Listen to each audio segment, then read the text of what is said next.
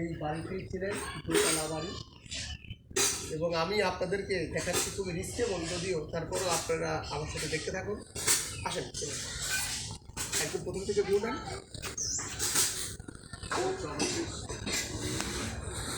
ভয়ানক ছমছম করছে, ভিতরে এসে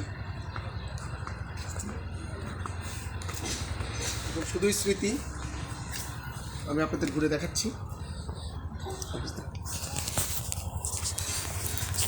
এই দেওয়ালগুলো দেখতে পাচ্ছেন, ভয়ানক, সেই কাঠের, সে আমলের কাঠ দিয়ে তৈরি ওইগুলো।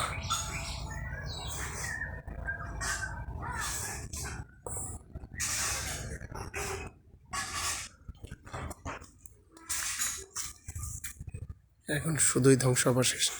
গা ছমছম করছে, যদিও ভয় লাগছে, তারপরেও দেখাচ্ছি আপনাদের। দেখতে পাচ্ছেন ঘরের ভিতরটা, একটু দেখাই। এই ঘরে একসময় জমজমাট ছিল, হয়তো মহারানী থাকতেন, আমার জানা নেই ইতিহাসটা, তবুও বলছি। দেখেন সেই আমলের যে কাঠগুলো এখনো আছে, কাঠগুলো অনেক মজবুত, তাই না? হ্যাঁ। দোতলার সিঁড়িটা ছিল কোন পাশে? সম্ভবত ওই পাশে সিঁড়িটা ছিল, ওই পাশে। কি ভয়ানক! এখন সরকারের উচিত আসলে এগুলো রক্ষণাবেক্ষণ করা। এগুলো কালের সাক্ষী হয়ে আছে আমাদের মাঝে। সত্যি অসাধারণ। তখনকার যে মিস্ত্রিগুলার যে কারুকাজগুলা অসাধারণ ছিল।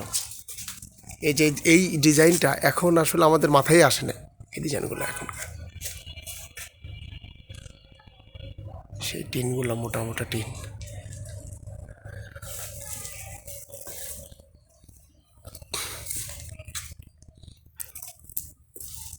দেখেন আবার ঘরটার মাথার উপর পড়বে।